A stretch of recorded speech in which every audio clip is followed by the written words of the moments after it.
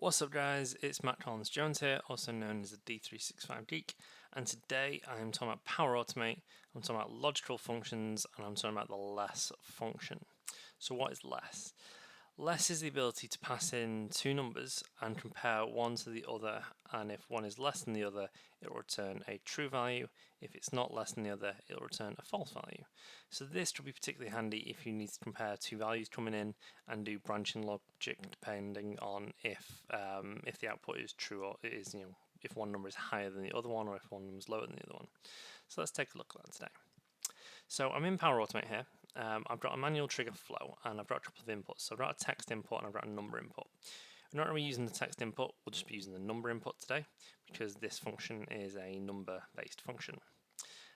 So in my compose action, I'm going to click into compose, I'll go to expression, I'm going to click see more on logical functions, and if we scroll down we have this less function here.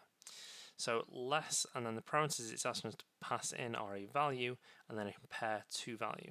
So it says returns true if the first argument is less than the second argument. So what that means is that if the first number we pass in is less than the the second number we pass in, it's going to return a true, else it's going to return a false. So we'll click less and we can see it go into the expression editor at the top. We'll go out to dynamic content and we'll choose the number input that we're going to use, and then we'll put in the number 6. Now this is important. If I put 6 in a single quotation mark, it's going to treat that as if it was a string, and it's not, it's a number. So I'm not going to put it around quotation marks, otherwise it'll treat it as a string, and we want it to treat it as an integer, as a number. So once we're happy with the formula, we click OK. It goes into the compose box. And I'm actually going to use the second compose box as well to show you the opposite. So again, this time what we'll do is we'll just type less, and then we can see it pop up there. We'll open the brackets, we will go back to our dynamic content, we will choose the number again, and then we will choose the number 2 this time, and we'll click OK. So what the first one's going to do is it's going to run through, it's going to see if the number we put into the manual trigger flow is less than 6. If it is less than 6, we are going to get a true result. And then the second one, we're going to put a number in, and if the number is less than 2, we'll get a true result, also get a false result. So what we will do is we'll test this. And in the number, we're going to put the number 4. So that is partway between 2 and 6. Now what that should do is give us two different results. Flow runs successfully. We'll open the compose.